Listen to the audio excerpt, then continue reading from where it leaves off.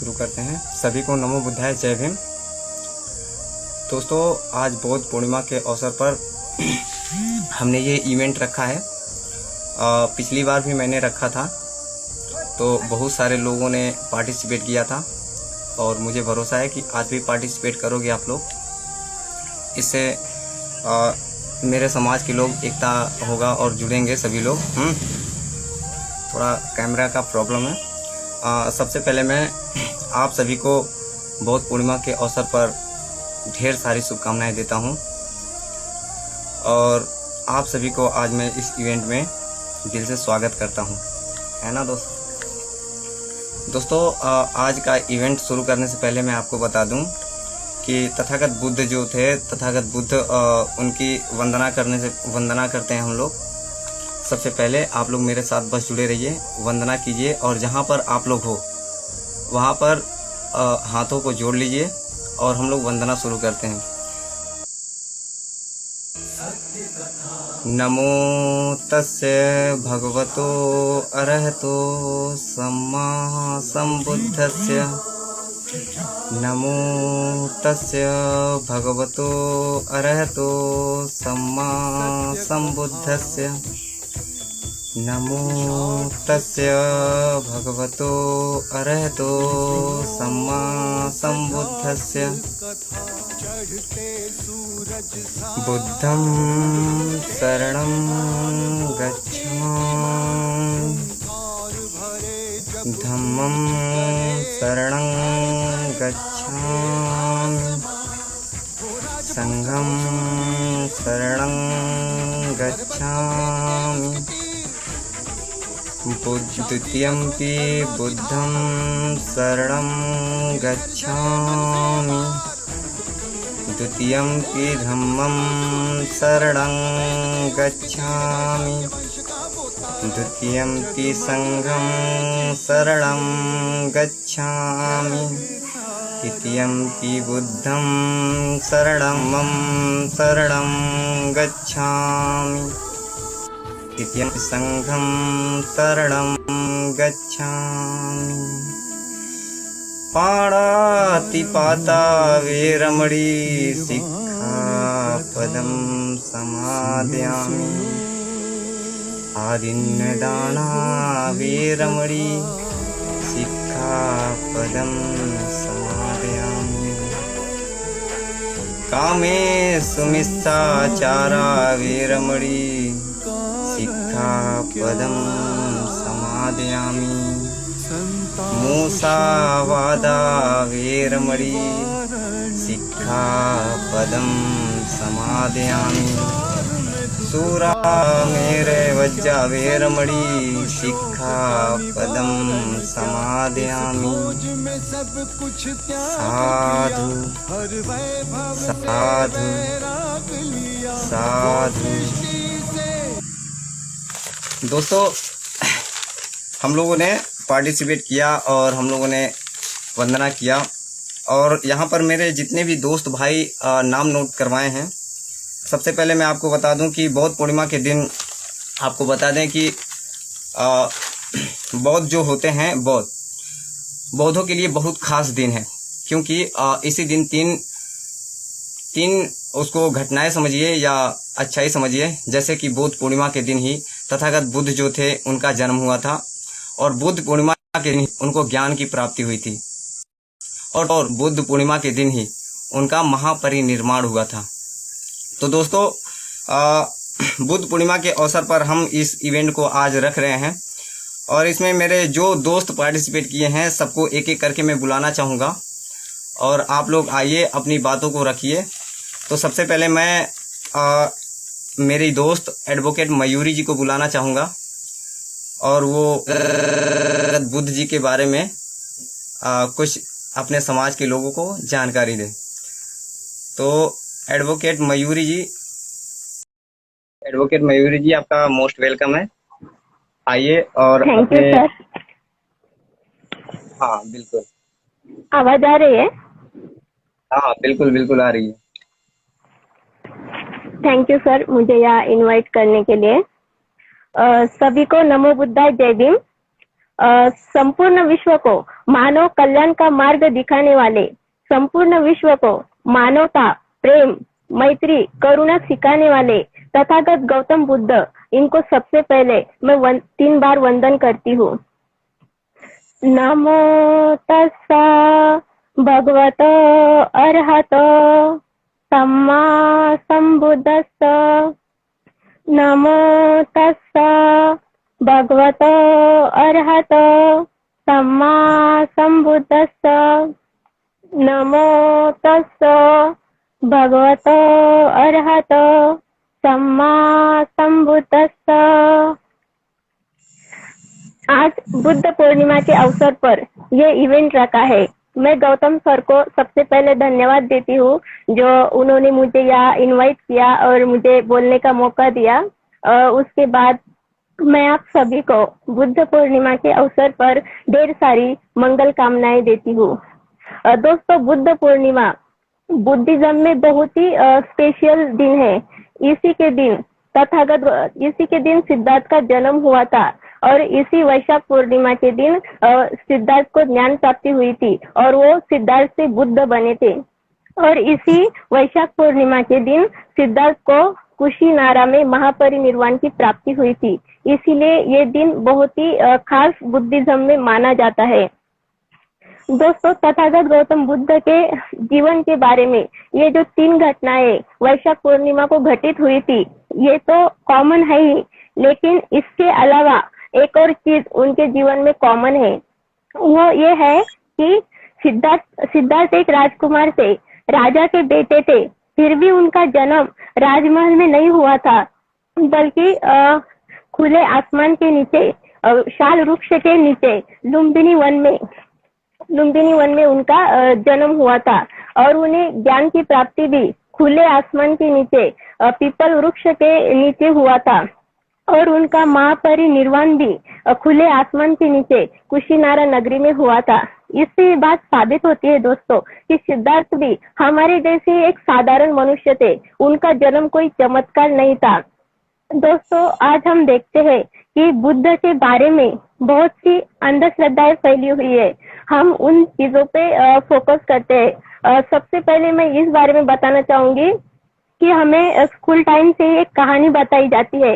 वो कहानी ऐसी है कि सिद्धार्थ जो थे वो राजकुमार थे और उसके जो पिता थे शुद्धोधन राजा, उन्होंने उन्हें बड़े ही मतलब बहुत ही अच्छे से पाला था, एकदम लाड प्यार के साथ उनको हर दुख से दूर रखा था। और एक दिन वो मतलब राजवाड़े में जाते हैं और वो एक बुजुर्ग व्यक्ति, मृत व्यक्ति और बीमार व्यक्ति को देखते हैं और इस बात से वो चिंतित होते हैं और घर छोड़कर चले जाते हैं। कुछ लोगों का तो ये भी कहना है कि वो पत्नी और बच्चे को छोड़कर भाग गए थे। दोस्तों, यह सोचने वाली बात है, क्या 29 साल का युवा इतना कमजोर हो सकता है कि सिर्फ इन 3 चीजों को देखकर भाग जाए? इसमें कोई डाउट नहीं है कि शुद्धोधन राजा ने उन्हें बड़े नाजों से पाला था, लेकिन यहाँ बहुत से सवाल उठते हैं। वो सवाल ऐसे है कि क्या सिद्धार्थ ने कभी बीमार व्यक्ति को देखा नहीं था? क्या सिद्धार्थ उनके घर में कभी कोई बीमार नहीं पड़ा था? क्या सिद्धार्थ खुद 29 साल की उम्र तक कभी बचपन से बीमार नहीं पड़े थे? क्या सिद्धार्थ ने कभी बुजुर्ग व्यक्ति को देखा नहीं था? क्या सिद्धार्थ जब 29 साल के थे तब उनके माता पिता शुद्धोधन राजा और महाप्रजापति ये बुजुर्ग नहीं थे? क्या सिद्धार्थ ने पहली बार मृत व्यक्ति को देखा था? जो उनकी माता थी महामाया, क्या उनको उनकी मृत्यु के बारे में पता नहीं था? ऐसे बहुत से सवाल है जो इस पर उठते हैं, लेकिन हम सोचते नहीं है और इस पे यकीन कर लेते हैं।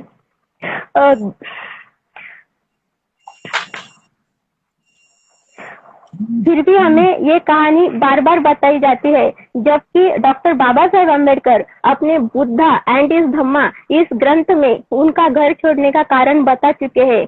रोहिणी नदी के पानी को लेकर शाक्य और कोलीय इन दोनों के बीच में विवाद हुआ था और इस विवाद को सुलझाने के लिए शाक्य संघ ने एक युद्ध करने का फैसला लिया था। शाक्य संघ वो था जो सिद्धार्थ ने 20 साल की उम्र में वहां ज्वाइन किया था। तो इस शाक्य संघ ने जो युद्ध करने का निर्णय लिया था, इसी निर्णय के खिलाफ सिद्धार्थ ने आवाज उठाई थी। उनका कहना था कि ये जो युद्ध है, ये इससे कुछ सुलझने वाला नहीं है। ये जो विवाद हुआ है, इसे मध्यस्थता से सुलझाना चाहिए। लेकिन शाक्य संघ जो है वो सिद्धार्थ के विरुद्ध चला गया और उन्होंने सिद्धार्थ को 3 सजा सुनाई, जिसमें पहली सजा थी कि वो देश त्याग कर दे, या फिर दूसरी सजा थी कि वो संघ का साथ देकर युद्ध में शामिल हो जाए, और तीसरी सजा थी कि उनके परिवार को बहिष्कृत किया जाएगा और उनकी संपत्ति को जब्त कर लिया जाएगा। सिद्धार्थ ने इस बार सोचा कि अगर युद्ध में शामिल होना है, इस सजा को अगर अपनाया तो ये सही नहीं होगा, और दूसरी जो सजा थी परिवार को बहिष्कृत करना और संपत्ति को जब्त कर लेना, ये अगर स्वीकार करते हैं तो इसके वजह से मेरे परिवार को पीड़ा हो सहनी पड़ सकती है। तो उन्होंने तीसरी सजा का स्वीकार किया, जो ये थी कि जो देश त्याग की सजा थी, इसका उन्होंने स्वीकार किया, और इस फैसले में पूरे परिवार ने सिद्धार्थ का साथ दिया था। यहाँ तक कि यशोदा भी उनके साथ इस फैसले में खड़ी रही थी, और सिद्धार्थ ने घर छोड़ दिया था। ऐसा कारण डॉक्टर बाबा साहेब आम्बेडकर ने अपनी किताब में दोस्तों, जब सिद्धार्थ घर छोड़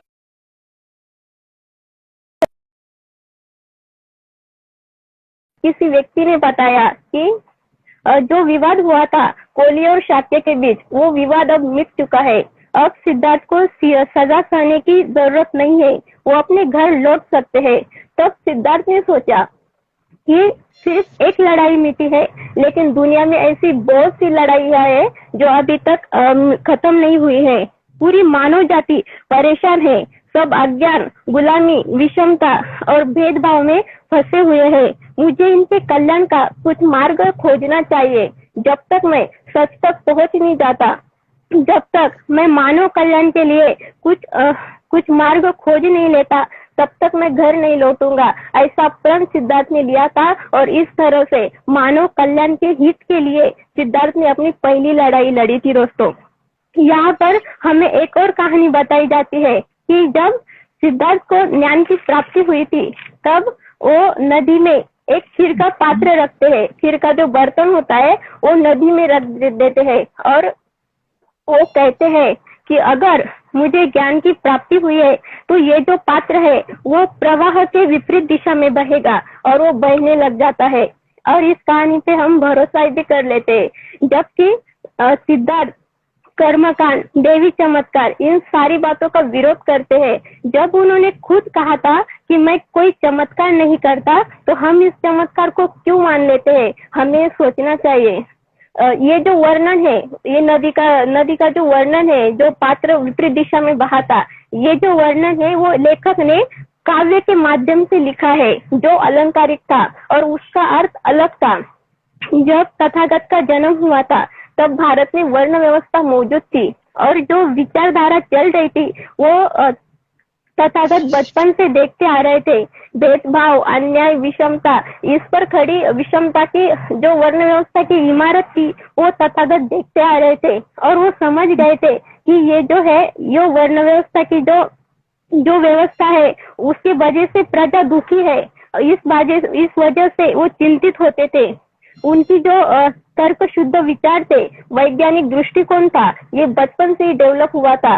उनमें जो सम्यक दृष्टि थी वो बचपन से ही डेवलप हुई थी, इसीलिए वो प्रजा के दुखी होने का कारण समझ गए थे। तब जो विचारधारा चल रही थी, जब बुद्ध को ज्ञान की प्राप्ति हुई, तब उनकी जो विचारधारा थी, वो उनका जो धम्म था, वो समानता, बंधुत्व, स्वातंत्र और न्याय पर आधारित था, जो कि वर्ण व्यवस्था के बिल्कुल विपरीत था। तो यही लेखक कहना चाहता था कि जो ज्ञान प्राप्ति हुई थी, वो उनकी विचारधारा तब चल रही ब्राह्मणी विचारधारा के विपरीत बहने लगी। यही लेखक उस वर्णन से कहना चाहता था, लेकिन हमने उसका गलत अर्थ निकाल लिया और उस चमत्कार पे भरोसा भी कर लिया। दोस्तों, आप खुद ही सोचो, एक राजा के बेटे को सजा सुनाई गई, जबकि उनकी कोई गलती भी नहीं थी, फिर भी उनको सजा सुनाई गई और एक राजा भी कुछ नहीं कर पाया। तो आप समझ सकते हैं कि तब वर्ण व्यवस्था का कितना वर्चस्व रहा होगा। तब जो जो व्यवस्था चल रही थी, वर्ण व्यवस्था, वो अन्याय, विषमता, गुलामगिरी और भेदभाव को बढ़ावा दे रही थी, जो मानव हित में बिल्कुल भी नहीं थी। लेकिन अज्ञान के वजह से बहुजनों ने उसे स्वीकार कर लिया था।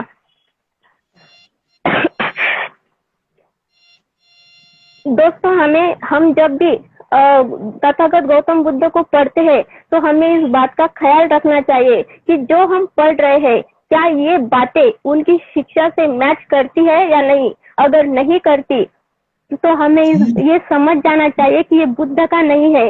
और हमें यहाँ एक बात समझनी चाहिए कि तथागत गौतम बुद्ध ने जो ब्राह्मणे, यज्ञ, कर्मकांड, देवी चमत्कार, पुनर्जन्म, पूर्व जन्मी का पाप पुण्य, इन सारी बातों को जो नकारा था, जो अमान्य किया था, वो इसीलिए नहीं किया था कि उनको ब्राह्मणों के प्रति कोई द्वेष था या उनके मन में कोई ईर्ष्या थी। ऐसा कुछ नहीं था। उन्होंने इन सारी चीजों को इसीलिए अमान्य किया था क्योंकि उन्होंने उन सारी चीजों का ज्ञान हासिल किया था, और ज्ञान हासिल करके उन्होंने उसमें मानव कल्याण के लिए कुछ ढूंढा था जो उन्हें नहीं मिला, इसीलिए उन्होंने सारी चीजों को अमान्य कर दिया। अगर जब भी हम बुद्ध को पढ़ेंगे, जब भी उनकी शिक्षा को पढ़ेंगे, तो जो बुद्ध का मूल कंसेप्ट है, बंधुत्व, स्वतंत्रता, विचार स्वतंत्रता, न्याय, इन सारी बातों को हमें ध्यान में रखना होगा। जो भी चीजें इन सारी बातों को अगर ठेस पहुंचाती है, इफेक्ट करती है, तो हमें समझ जाना चाहिए कि ये बुद्ध की नहीं है, ये इतिहास में जबरदस्ती डाला गया है। ये बात हमें समझनी चाहिए। अगर जो ग्रंथ है लिखे हुए, उसका अर्थ और लिखा हुआ कैसे दिन ब दिन बदलता जाता है, ये अगर हमें समझना है तो इसके लिए हमें डॉक्टर बाबा साहेब अम्बेडकर लिखित क्रांति तथा प्रतिक्रांति, ये किताब एक बार जरूर पढ़नी चाहिए दोस्तों। संपूर्ण मानव जाति को कल्याण का मार्ग दिखाने वाले तथागत गौतम बुद्ध जिस मिट्टी में जन्मे थे, जिस देश में जन्मे थे, उस देश में हम रहते हैं, ये हमारे लिए गर्व की बात है। जब हम विदेश जाते हैं तो हम बुद्धा के देश से आते हैं, ये हमारी पहचान है और हमें इस बात पर गर्व होनी चाहिए। बस इतना ही कहना चाहूंगी। सभी ने मुझे इतनी देर तक सुना, इसीलिए मैं आप सभी को साधुवाद देती हूँ और गौतम सर को फिर से धन्यवाद देती हूँ। Thank you everyone. Thank you so much Mayuri ji. जैसे कि आपने बताया, लोगों ने सुना भी, जो सुनने वाले हैं, समझने वाले हैं और तथागत बुद्ध की राहों पर चलने वाले हैं, उन्होंने सुना। क्योंकि जो फालतू लोग होते हैं वो आकर चले जाते हैं, क्योंकि उनको सिर्फ ऐसा चाहिए इंटरटेनमेंट वाले। आपको बता दें कि मैंने देखा है कि रात में 12-12 बजे, 11, 1-1, 2-2 बजे तक लोग एंटरटेनमेंट करते हैं और एक दूसरे की खिंचाई करते हैं। उसमें बहुत से लोग अपने ही लोग हैं, क्योंकि जाटो कहीं कुछ बनकर जाते हैं और वहां पर क्या करते हैं, एक दूसरे की बुराइयां करते हैं और एक दूसरे की जैसे कोई एक लड़की है तो 2-4 लड़के हो जाते हैं। वो सुनने के लिए बहुत से लोग आते हैं। लेकिन ये तथागत बुद्ध की जो बातें हैं, राहों पर चलना है, अच्छा करना है, कैसा कर्म है, कैसा नहीं है, क्या सच्चाई है, क्या गलत है, क्या झूठ है, अगर ये बताने लगो ना तो ये किसी की बस की नहीं है, किसी की क्षमता नहीं है कि सुन ले।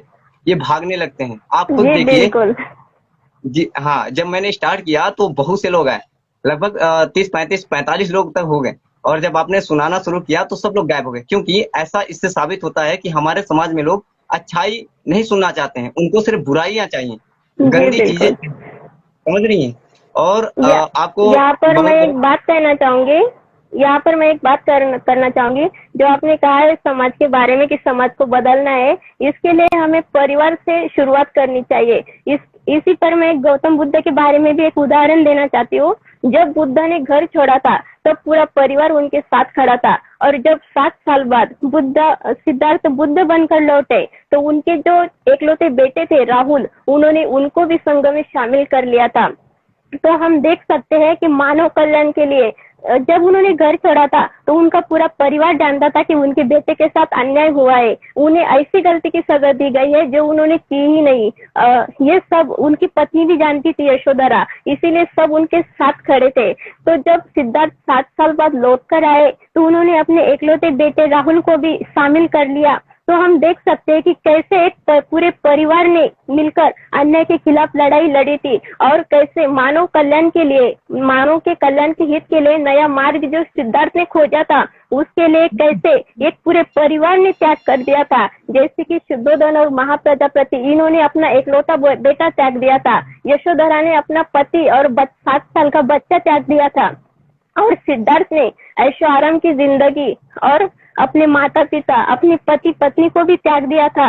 और आखिर में जब वो लौटे तो उनका एकलौता बेटा राहुल, जो उनके वंश को आगे बढ़ा सकता था, लेकिन उन्होंने उनको भी संघ में शामिल कर लिया। इतना बड़ा त्याग, इतना बड़ा बलिदान मानव हित के लिए पहली बार एक परिवार ने किया था। ये हमें समझना चाहिए, इसीलिए हमें परिवार से ही शुरुआत करनी चाहिए।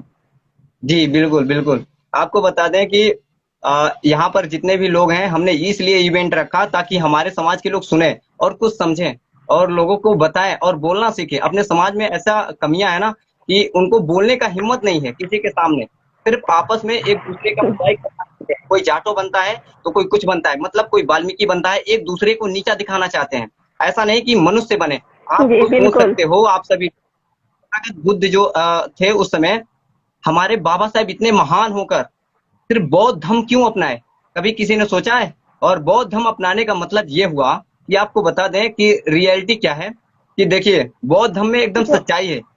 हम कोई जात नहीं है, जी वो बिल्कुल। एक रास्ता है, इस रास्ते पर चलना है, समझ रही है ना। तथागत क्या बोलते हैं, तथागत बुद्ध की राहों पर बाबा साहब चले और लोगों को बताया भी कि ऐसा चलना है, और कई लोगों के साथ उन्होंने बौद्ध धर्म अपनाया भी। लेकिन अपने समाज के लोग बौद्ध धर्म, जैसे कि आपको बता दें कल बुद्ध पूर्णिमा है, तो क्या है कि 14 अप्रैल रविदास जयंती, जो जो फेमस लोग हैं इनके जयंती लोग बहुत मनाते हैं, लेकिन जो मेन है तथागत बुद्ध जी हैं, बौद्ध, इनको कोई नहीं मनाता है और ना ही इनके जी, बारे में। हमें इसको भी मानना चाहिए और ये बात भी समझनी चाहिए कि बुद्ध का जो धम्म था वो कोई चमत्कार नहीं था, बल्कि वो एक वैज्ञानिक खोज थी। ये हमें समझना चाहिए। जी, वैसे आपने यहाँ पर टाइम दिया उसके लिए थैंक यू सो मच। और अब मैं अपने थैंक यू। अगले दोस्त, हाँ बिल्कुल, क्योंकि अपने समाज में ऐसे भी लोग हैं। दोस्तों आप लोगों को बता दूं कि ये इनका नाम मयूरी है और ये एडवोकेट हैं और ये महाराष्ट्र से जुड़ी हैं हमारे साथ में। अ, देखिए आप समझ सकते हैं कि ये महाराष्ट्र से जुड़ी हैं हम लोगों के साथ में, कितना दूर है ना महाराष्ट्र, और ये अपने बहुत प्रचार करने के लिए यहाँ तक जुड़ गए। लेकिन आप लोग अपने समाज के यूपी बिहार के लोग होकर भी, पास के होकर लोग, आप लोग नहीं समझ पा रहे हो और ना ही तथागत बुद्ध को समझ पा रहे हो। यहाँ तक कि मोदी जी जब जाते हैं ना विदेशों में, तो क्या कहते हैं, तब बौद्ध नगरी से आए हैं, अशोक नगरी से आए हैं, बौद्ध धर्म से, समझ रहे हैं ना, तब उनको सम्मान मिलता है। जी वैसे सम्मान नहीं मिलता है ना। तो दोस्तों अब मैं अपने दोस्त मेरे भाई जितेंद्र भाई को बुलाना चाहूंगा। क्या जितेंद्र भाई यहाँ पर हैं क्या? आए हैं भाई, बिल्कुल। जय भीम भाई। जय भीम जय भीम। जय भीम सभी को। जी मैं चला गया था, थोड़ा हट गया था, इसलिए नहीं आ पाया। कोई बात नहीं। तो सबसे सबसे पहले विश्व को शांति का संदेश देने वाले तथागत गौतम बुद्ध जी के चरणों में नमन करते हैं जी और हमारे शोषित वंचित समाज के मसीहा बाबा साहेब डॉक्टर भीमराव अंबेडकर जी के चरणों में नमन करते हुए, शिक्षा की ज्योति जलाने वाले ज्योतिबा फुले जी के चरणों में नमन करते हुए और एवं बहुजन समाज में जन्मे समस्त महापुरुषों के चरणों में नमन करते हुए, और आप सभी लोगों को बुद्ध पूर्णिमा के पावन अवसर की बहुत बहुत बधाइयाँ, ढेर सारी मंगल कामनाएं। आप सभी को जय भीम, नमो बुद्धाय। जी सेम। आज मैं एक भगवान बुद्ध के एक ऐसे अनोखे दृष्टांत के बारे में बताऊंगा कि जिसे आप देखकर बहुत से लोगों मजबूर हो जाएंगे देखने पर। तो भगवान बुद्ध एक बार एक गांव में जाते हैं और वहां के लोगों से मिलते हैं। तो वहां के लोगों ने बताया भगवान बुद्ध को कि यहाँ पर एक पास में जंगल है, वहां पर अंगुलीमार राक्षस रहता है। भगवान बुद्ध से बोला उन्होंने, अंगुलीमार राक्षस रहता है तो जो उस रास्ते से गुजरता है तो उसकी हाथों को काटकर और उंगलियों की माला पहन लेता है। बहुत विशाल खतरनाक है वो राक्षस। भगवान बुद्ध ने कहा, फिर तो मैं उसी राक्षस से वाले रास्ते से गुजरूंगा, जरूर जाऊंगा। तो भगवान बुद्ध उस रास्ते से गए और वहां पर अंगुली मार राक्षस ने देखा कि कहीं दूर से एक व्यक्ति आ रहा है। वो हमारे भगवान बुद्ध ही थे। तो वो वहीं से बोला, कौन है तू? क्या तुझे मौत से डर नहीं लगता? तुझे जिंदगी प्यारी नहीं है? लेकिन हमारे भगवान बुद्ध असीम शांति बनाए हुए उस राक्षस के साथ उसके सामने जाकर खड़े हो गए। वो अंगुली मार राक्षस बोला भगवान बुद्ध से, क्या तुम्हें मुझसे डर नहीं लगता? और भगवान बुद्ध ने कुछ जवाब नहीं दिया। फिर वो बोला, लोग दूर से आते हैं, मुझे देखकर भयभीत हो जाते हैं और भाग जाते हैं। तुम तो बिल्कुल शांत खड़े हो, तुम्हें मेरे से डर नहीं लगता? मैं तुम्हारी हत्या भी कर सकता हूँ। भगवान बुद्ध फिर भी शांत रहे। तो उसने देखा कि भगवान बुद्ध की आंखों में असीम बिल्कुल भी भय नहीं है और एक असीम शांति बनी हुई है। तो फिर भगवान बुद्ध को देखकर वो आश्चर्य हुआ, लेकिन उसने फिर एक बार उससे भगवान बुद्ध से कहा कि मैं आपको लास्ट बार और समझा रहा हूँ, मैं आपकी हत्या कर दूंगा। लेकिन भगवान बुद्ध बोले, बस, हत्या करना बहुत सरल काम है, हत्या तो कोई भी कर सकता है।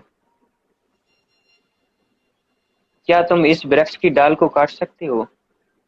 राक्षस बोला, बिल्कुल, अभी काट दूंगा। और उसने अपनी तलवार उठाई और एक ही बार में काट डाला।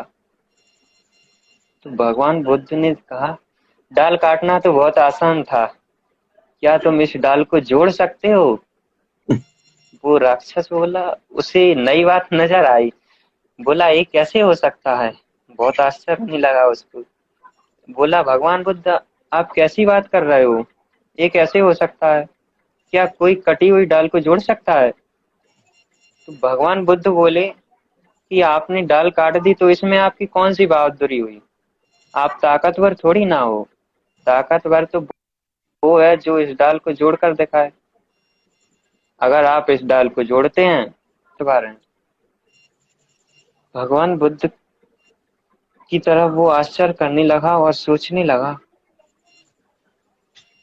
तो फिर भगवान बुद्ध ने उससे कहा कि डाल काट देना, किसी को मार देना, किसी की हत्या कर देना, किसी को कोई चोट पहुंचाना, हिंसा पहुंचाना, ये तो कोई भी कर सकता है, सामान्य व्यक्ति। सरल सी बात है, स्वभाव सी। बिल्कुल। अगर आप शक्तिशाली हैं तो बिल्कुल आप डाल जोड़कर दिखाइए। अगर आप बुद्धिमान, शक्तिशाली हैं, अगर ताकतवर हैं, तो वो व्यक्ति को नई बात नजर आई और वो भगवान बुद्ध के चरणों में उसने अपना सर झुका लिया और भगवान बुद्ध का उसी दिन से वो शिष्य बन गया फिर, और उसने अपना हृदय परिवर्तन कर लिया। भगवान बुद्ध से हृदय परिवर्तन कर लिया और भगवान बुद्ध का शिष्य बना। वो तपस्या करने लगा, ज्ञान की ओर बढ़ने लगा, धर्म साधना करने लगा। भगवान बुद्ध भी उससे प्रेम करने लगे बहुत। तो भगवान बुद्ध के जो अन्य शिष्य थे ना, वो भगवान बुद्ध से शिकायत करने लगे। एक दिन कहने लगे, भगवान बुद्ध, आप इस व्यक्ति, ये तो राक्षस था और आप इससे इतना प्रेम करने लगे हो। तो भगवान बुद्ध ने कहा, ऐसा नहीं है। ठीक है, आप कहते हैं तो एक बार मैं इसकी परीक्षा लेता हूँ। और भगवान बुद्ध ने उसे एक पास के गांव में भेजा। बोले, आप जाओ इस पास के गांव में भिक्षा मांग कर आओ। वो पास का गांव वही वाला था जिसमें अंगुली मार राक्षस को सभी लोग जानते थे। तो वो जैसे ही गया, लोग भयभीत हो गए। जैसे ही लोग भयभीत हो गए, अपने अपने दरवाजे बंद कर लिए लोगों ने और छत पर पहुंच गए। तो राक्षस जैसे ही गुजरने लगा रास्ते से, तो लोगों ने बहुत पत्थर मारे। वही लोगों ने इतने पत्थर मारे, इतने पत्थर मारे कि वो अपना अंगुली मार राक्षस था जो, वो वहीं पर घायल होकर गिर गया। फिर भी उसने किसी को चोट नहीं पहुंचाई, ना ही किसी को हिंसा पहुंचाई, ना ही किसी का कोई जवाब दिया, ना ही किसी का कोई प्रतिस्पर्धा किया। फिर जैसे ही वो होश आया उसको, वो उठा और भगवान बुद्ध के पास जा लौटा। तो जैसे ही भगवान बुद्ध के पास पहुंचा, तो भगवान बुद्ध ने कहा अन्य शिष्यों से, जो भगवान बुद्ध के पास शिकायत लेकर आए थे। भगवान बुद्ध बोले, देखो अब ये राक्षस राक्षस नहीं रहा, इस साधना करने लगा, ये धर्म की तरफ यात्रा करने लगा, अब ये राक्षस नहीं है। तो वो अन्य भगवान बुद्ध के शिष्य थे, वो भी आश्चर्यचकित हो गए और वो भी उसे अच्छा मानने लगे। इसके बाद भगवान बुद्ध ने उससे कहा कि धर्म साधना से निर्मल हो चुका था, इसलिए वो राक्षस, अंगुलीमाल राक्षस था, उसका हृदय धर्म साधना से निर्मल हो चुका था एकदम, और वो परमात्मा की तरफ अपनी यात्रा करने लगा था। तो इस घटना से हमें पहली बात तो ये समझ आई है कि भगवान बुद्ध की शरण में जो भी जाता है, चाहे वो कितना भी पापी हो, प्राणी हिंसा करता हो, पंचशील में से कोई भी पालन नहीं करता हो, लेकिन भगवान बुद्ध की शरण में जैसे ही जाता है वो सुधर ही जाता है, धर्म की तरफ सुधर जाता है, कभी कोई प्राणी हिंसा नहीं करता है, पंचशील का पालन करना लगता है, और वो हमेशा की तरह भगवान बुद्ध का शिष्य बन गया। जी बिल्कुल। बस इतना ही था भाई। बहुत बहुत जय धन्यवाद भीम। दोस्त। आप नहीं दोस्तों, अभी आप रुकिए, आपसे कुछ और काम है। आपके जैसे अगर समाज में हो जाए ना, तो बहुत जल्दी अपना समाज जागरूक हो जाएगा। पता है अपने समाज में क्या कमियां हैं? हाँ बिल्कुल। पता है, एक दूसरे की बुराइयां करना है सिर्फ। अपने समाज में कमियां, उनके अंदर बोलने की क्षमता नहीं है। हाँ कोई घटना हो जाती है, हाँ क्या कहते हैं कि गौतम भाई, जब कोई बोलने वाला होता है तो उससे बोलते हैं कि आप बोल दीजिए, ये कर दीजिए। अरे तुम्हारे में क्षमता नहीं, हाँ तुमने दूध नहीं पिया है क्या? तुम्हारे में बिल्कुल बिल्कुल भाई। अरे मुंह में जुबान नहीं है क्या? तुम नहीं बोल सकते हो? आपको बता दूं कि अपने समाज में ऐसे ऐसे लोग हैं कि लिपिंग करते हैं। अरे लिपिंग क्या करते हो, खुद बोलो ना। हाँ दूसरे के मुंह पर लिपिंग हाँ करना इम्पोर्टेंट नहीं है। इम्पोर्टेंट तब होगा जब आप खुद सामने आकर बोलोगे और लोगों में जुनून पैदा करोगे। हाँ समझ रहे हो ना? अब मैंने बिल्कुल। स्टार्टिंग किया है एक आर्टिकल। दूसरे पर जी, सबसे पहले तो हमारे यहाँ तो वैसे एक दूसरे पर वो ऐसे कोई बोले तो उसका मजाक और बना के लेते हैं। जी, थोड़ा सबसे थोड़ा बोलोगे तभी तो सीखोगे, आज यहाँ पे बोलोगे कल स्टेज पे बोलोगे। जी, हम आपको बता दें कि और जितने लोग हमारे दोस्तों हाँ सुन रहे हैं, सबसे मैं यही कहना चाहूंगा, सबसे पहले आप हाँ इंसान अगर बन जाओगे ना, तो कोई जात धर्म नहीं होती है इंसान की। समझ रहे हैं ना? इंसानियत अगर आप में है, हाँ तो कोई ऊंचा नहीं है, कोई नीचा नहीं है। बिल्कुल। आप में अगर दिमाग है, पैसा हाँ है, आगे बढ़िए ना, बड़े पदवी पर जाइए ना, उस लायक बनिए बिल्कुल ताकि बड़े पदवी पर जाए। बिल्कुल। आप छोटी सोच रखते हो कि अगर पुलिस में हो जाए या फॉरेस्ट में हो जाए या किसी में हो जाए तो उसी में आपका जीवन कल्याण हो जाता है, लेकिन बड़े पदवी पर जिसको जाना चाहिए, अपने समाज के लोग जाते ही नहीं है, वहां तक सोचते ही नहीं है। समाज के लिए जाना चाहिए। हम्म। और अब आप आप करते हो क्या? किसी में भी नौकरी करने लगे, जॉब करने लगे, तो बस अपना जीवन यापन कर पाएंगे, समाज के लिए तो कुछ नहीं कर पाएंगे, तो आने वाली पीढ़ी होगी वो हमारी गुलाम पैदा होगी। इसलिए ऐसा काम करिए जो हमारे समाज को लाभ मिले, उससे अपनी समाज को भी साथ में लेकर चलना है सबसे पहले तो। जी बिल्कुल बिल्कुल। क्योंकि बाबा साहब ऐसा करते तो बाबा साहब तो करोड़पति थे, अगर बाबा साहब ऐसा करते अपना जीवन यापन बिल्कुल आसानी से कर सकते थे, लेकिन बाबा साहब ने कहा कि अगर भारत देश में और दलितों में किसी को चुनना पड़े तो मैं दलित को पहले चुनूंगा। हाँ, हम ये कह रहे थे कि आप आर्टिकल पढ़ते हो क्या? हाँ अपने समाज वालों को कुछ आर्टिकल के बारे में बताइए, जानकारी दीजिए। अपने समाज में कौन से आर्टिकल हाँ ओबीसी के लिए है ना? कुछ बताइए आप। हाँ बिल्कुल। भाई देखिए, ओबीसी आरक्षण से जो छेड़छाड़ हो रही है, तो ओबीसी तो बिल्कुल साथ नहीं दे रहा, साथ तो एससी एसटी दे रहा, और ओबीसी के लिए हमारे एससी एसटी लोग मर रहे हैं, क्या यार, और एसटी भी ओबीसी नहीं दे लोग रहा है? बिल्कुल सो रहा है भक्ति में। ST भी नहीं दे रहा है, सिर्फ हाँ एस। बिल्कुल एससी में। हम्म। हाँ एससी दे रहा है भाई। और लेखपाल ओबीसी वाले लोग तो भक्ति में डूबे हैं बस। बस सुन लीजिए। अभी लेखपाल का पेपर हुआ था, पेट का हाँ पेपर हुआ था, उसमें क्या हुआ कि हाँ भी नहीं था, तो वैसे 58 नंबर आया था लगभग। और कट ऑफ पता है, SC ST हाँ इनका जो आरक्षण है ये हट नहीं रहा है, आरक्षण हटता जा रहा है, इनको पता भी नहीं चला है। अभी मेरिट उसका लगा है पेट हाँ का 61 नंबर, 62 पर जर्नल है, हाँ 1 नंबर छूट है। हाँ। और महिलाओं के और लिए ओबीसी वाले सो रहे हैं फिर भी। फिर भी नहीं, इनका दिमाग नहीं खुलेगा, है ना दोस्तों। तो बहुत से लोग हैं, हाँ, इनका नहीं टाइम खुलेगा ओवर भाई। है और मेरे वहाँ लाइट भी चली गई है। तो मैं अब आपको इजाजत दूंगा। अब मैं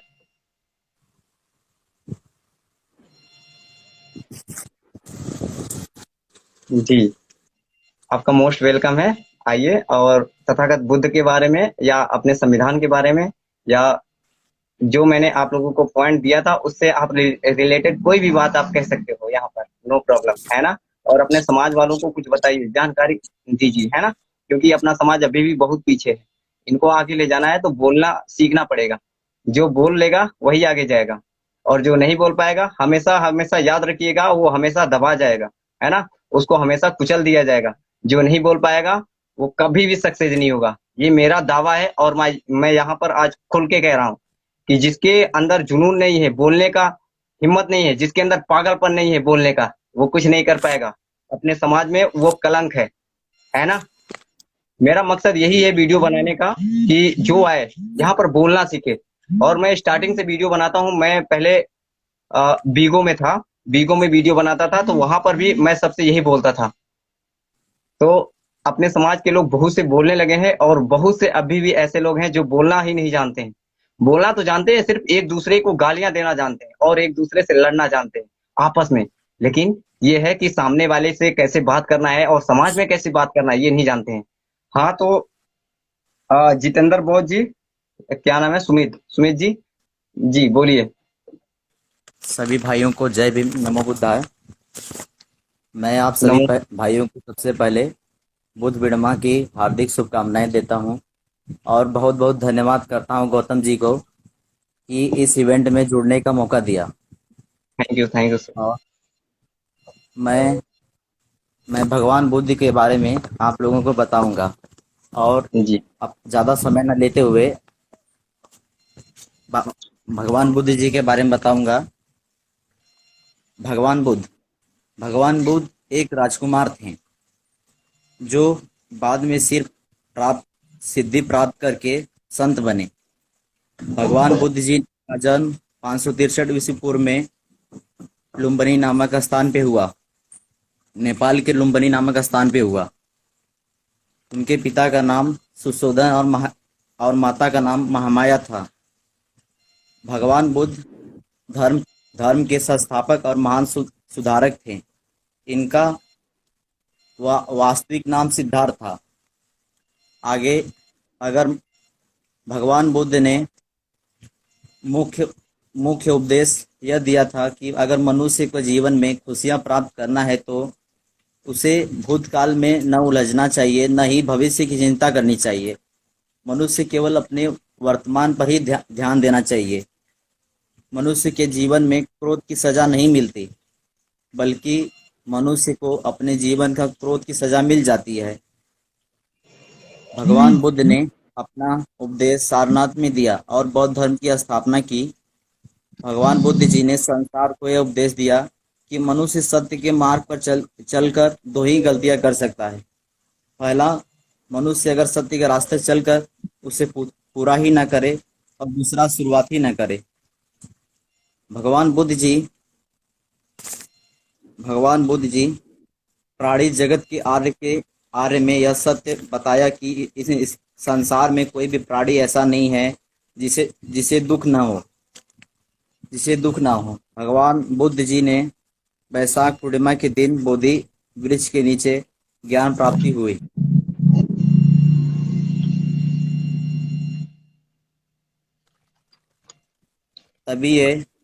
तभी यह दिन बुद्ध पूर्णिमा के नाम से जाना जाता है। मैं पहली बार इस इवेंट में जुड़ा था। गौतम भाई को मैं अभी जल्दी ही कुछ 2-3 महीने पहले मिला था इंस्टाग्राम के और इनका वीडियो देखकर हमें बहुत अच्छा लगा कि हमारे समाज में भी बोलने वाले हैं लोग और समाज को आगे बढ़ाने का काम कर रहे हैं।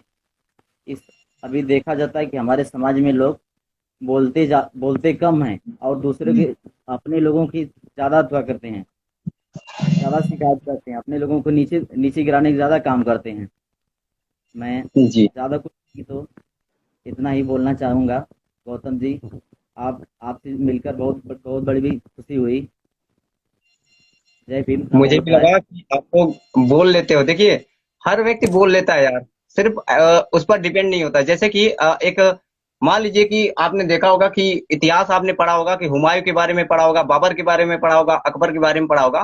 तो जब बाबर 11 वर्ष की उम्र में गद्दी पर बैठ सकता है, आप सोच सकते हो अभी नाक साफ करने का उसका हिम्मत नहीं था, क्षमता नहीं होता होगा, तो 11 वर्ष की उम्र में गद्दी पर बैठ लिया क्योंकि उस पर पड़ी, है ना। और जो अकबर था वो 13 वर्ष की उम्र में गद्दी पर बैठा क्योंकि उस पर पड़ी, है ना। उसके पिता नहीं थे और बैरम खां के संरक्षण में उसने गद्दी पर बैठा। क्योंकि जब अपने पर कोई डिपेंड हो जाता है ना, तो लोग ये नहीं देखता है कि मेरी उम्र क्या है, मेरी चाहत क्या है, बस ये सोचता है कि मुझे ये करना है। जुनून होना चाहिए यार। भगत सिंह, सुखदेव और ये राजगुरु थे, कितना उम्र था यार इनका, आप खुद समझ सकते हो। इन्होंने देश के लिए मरा ना, देश के लिए कुछ किया ना, लेकिन आजकल उनको भी नहीं लोग जानते हैं, है ना। तो आपसे भी बात करके मुझे अच्छा लगा। बहुत बहुत धन्यवाद। साधु साधुवाद। अब आप जा सकते हैं। अब मैं अपने दोस्त सुमित कुमार 11 जी, आप तथागत बुद्ध के बारे में या किसी महापुरुष के बारे में नहीं, लेकिन फिर भी बुद्ध पूर्णिमा है तो आप तथागत बुद्ध के बारे में ही बता सकते हैं। जो मैंने कल इवेंट उसमें लगाया था स्टेटस पे, उससे रिलेटेड आप कुछ भी बोल सकते हैं, है ना। तो जी जी बिल्कुल गौतम भैया, आपको सबसे पहले तो बुद्धाय नमः, जय भीम। और नमो बुद्ध। मैं पहली बार लाइव आकर मैं मतलब किसी इवेंट में बोल रहा हूँ, वो भी आपके वजह से ये मौका मिला मुझे, और इसके लिए तहे दिल से धन्यवाद आपको। जय भीम। मैं कुछ ज्यादा नहीं, बस छोटी सी गौतम बुद्ध की बारे में दो तीन शिक्षाएं उनकी जो मैं उससे बात बोलना चाहता हूँ। सबसे जी जी। पहले है,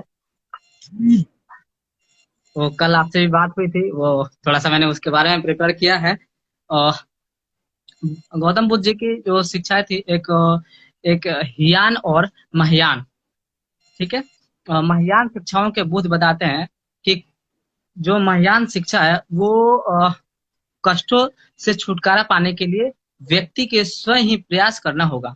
मतलब जो महायान शिक्षा थी, अगर किसी व्यक्ति को किसी मोह माया से छुटकारा अगर पाना हो तो किसी व्यक्ति के स्वयं ही उसे प्रयास करना होगा, मतलब किसी लक्ष्य को पाने के लिए। तो ये शिक्षा एक है, और एक है महायान। महायान शिक्षाओं में वह बताते हैं कि दूसरों की खातिर कैसे पूर्ण ज्ञान बुद्धित्व प्राप्त कर सकते हैं, और दोनों परंपराएं एशिया में सर्वप्रथम भारत और तत्पश्चात तिब्बत सहित आपस के अन्य देशों में धीरे धीरे विस्थापित होने लगी। ये उन्होंने बताया था। अ, मेरी आवाज सुन पा रहे हैं सर? हाँ, बिल्कुल बिल्कुल बिल्कुल। आप, मैं ही नहीं, 29 लोग भी सुन रहे हैं। क्योंकि लोगों में देखिए, आपको बता दें कि मेरे फॉलोअर्स लगभग 12-12 हजार करीब हैं। अगर वो लोग जी जुड़ते जी हैं तो कितना भी कम तो 500 तो लगभग जुड़ना ही चाहिए। लेकिन पता है आपको, सिर्फ उनको इंटरटेनमेंट चाहिए। ऐसी बातें अगर आप ज्ञान की बातें बताते हो तो कोई नहीं सुनना चाहेगा। फिर भी जितने लोग हैं उतना उनको तहे दिल से स्वागत है उनका, और धन्यवाद देता हूँ उनको। आप अपना बात रखिए यहाँ पर। सेकंड बात यह है कि बौद्ध धर्म के मूल शिक्षाओं के रूप में 4 आर्य सत्य निम्नलिखित है, मैं वो बताना चाहता हूँ। सबसे पहले जो है वो है दुख, दुनिया का दुख और कष्टों से भरी। मतलब बुद्ध जी बताते हैं कि जो ये दुनिया है वो दुखों से भरी है, कष्टों से भरी है, ठीक है। और दूसरा पॉइंट है, वो बताता है कि सभी कष्टों का जो एक ही कारण है, वो है समुदाय और उनकी इच्छाएं। तीसरा है जो वो है दर्द और दुख का अंत इच्छाओं के छुटकारे मिलने से किया जा सकता है। अगर हम किसी लक्ष्य को पाने के लिए हम अपनी इच्छाओं को जो है त्याग देते हैं, तो हमारा वो कष्ट दूर होता है। जब कब दूर होगा? जब हम उस लक्ष्य को प्राप्त कर लेते हैं। तो चौथा है वो है प्रेरणा। को तृणा जो है वो कास्टिक मार्ग के द्वारा नियंत्रित किया गया है। ये अष्टांग मार्ग है। अष्टांग मार्ग इसमें बताते हैं वो कि क्या क्या इसमें अष्टांग मार्ग में क्या क्या है। ये सम्यक विचार होता है, विश्वास होता है, वाक कर्म होता है, जीविका होता है, खुद का प्रयास होता है, समृद्धि होती है, समाधि होती है। ये उन्होंने 8 बातें इसमें बताई है, जी गौतम बुद्ध जी। जी ने जी बताया है। और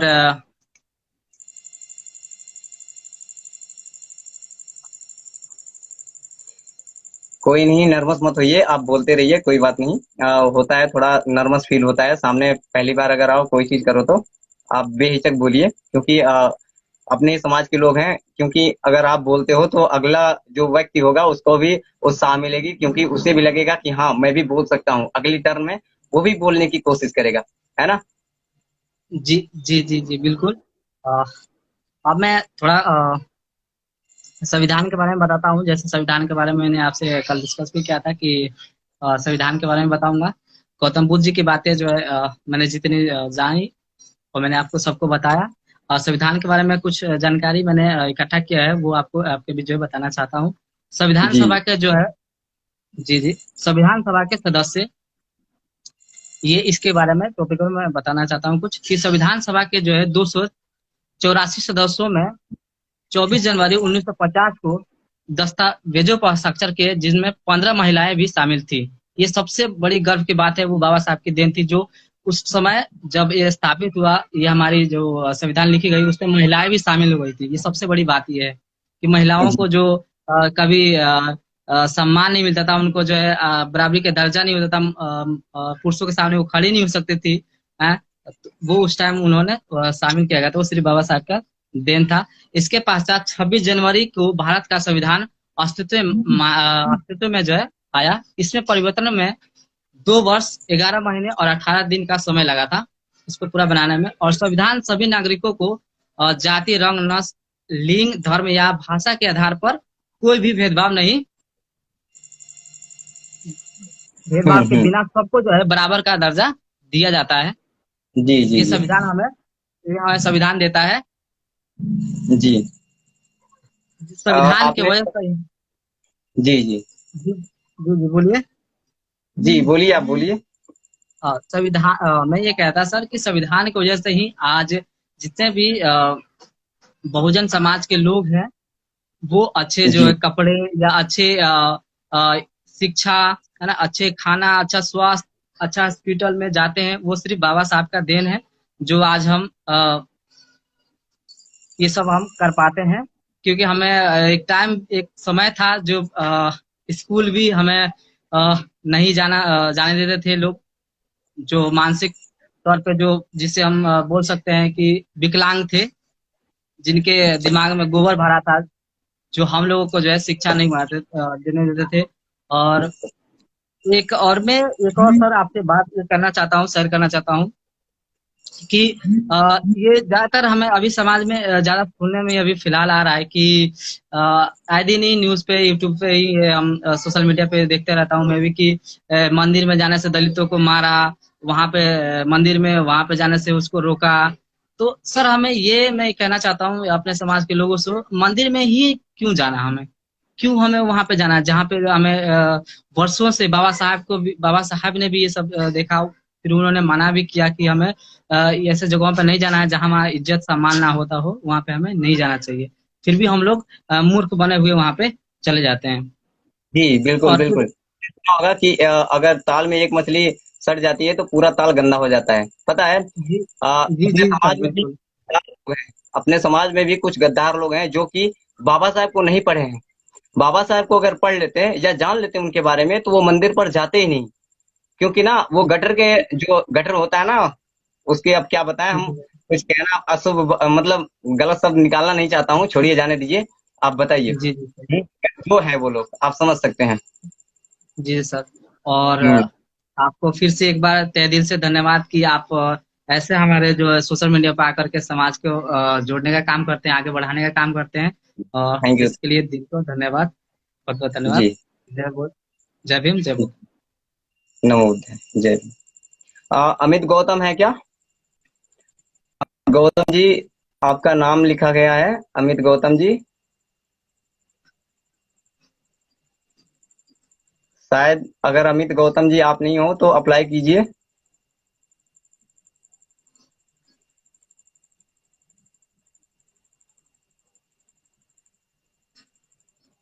अमित गौतम जी नहीं है क्या?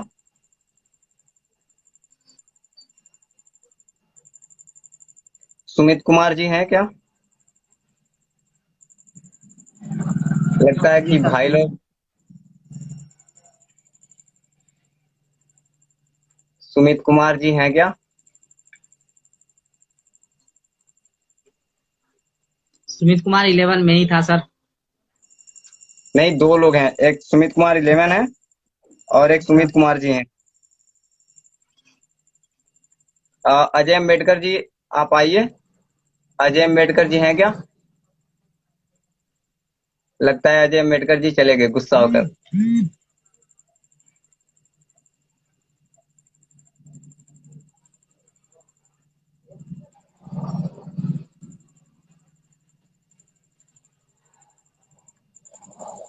लगता है कि मधु आर्या भी नहीं है, विभा भी नहीं है, सुमित कुमार, सुजीत कुमार, केसी राव जी। केसी राव जी, हाँ, आपका मोस्ट वेलकम है। आइए और तथागत बुद्ध जी के बारे में कुछ या उनके विचार या कुछ भी आप संविधान या किसी के बारे में बता सकते हैं आप। दोस्त आप जा सकते हो।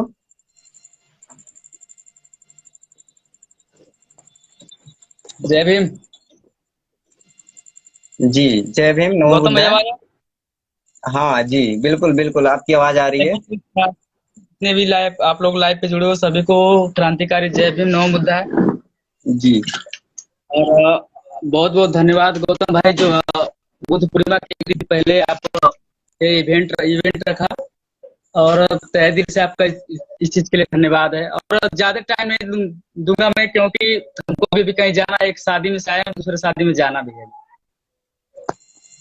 बस मेरा एक चीज कहना है। आपकी नेटवर्क नहीं आ रही है। सुमित कुमार जी अगर हो तो अप्लाई कीजिए। मुझे लगता है कि है नहीं सुमित कुमार जी। अजय कुमार जी, अगर अजय कुमार जी हैं तो अप्लाई कीजिए।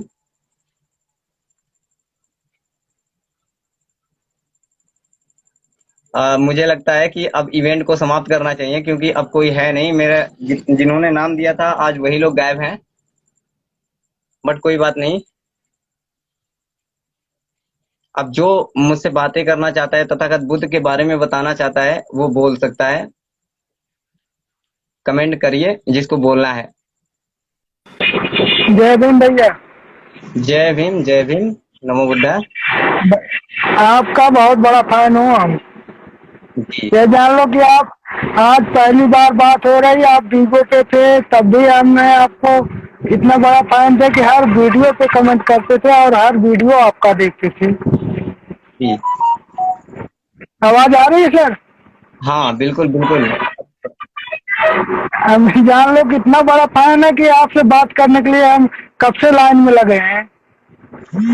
Thank you so much sir, आप यहाँ पर आए और मुझे आपका वीडियो जो संविधान के बारे में बताते हो ना, हर वीडियो हम आपका देखते हैं और लाइक करते हैं, कमेंट करते हैं, शेयर भी करते हैं। नहीं तो देख लीजिए सर, आप इतना बढ़िया वीडियो बनाते हो। अगर आपका ये वीडियो देखने के बाद अगर ना कोई समझ पाए तो जान लो कुछ नहीं है। जी इतना आराम से बोलते हो, इतना आराम से समझाते हो, उसके बाद आदमी न समझे तो क्या किया जाए।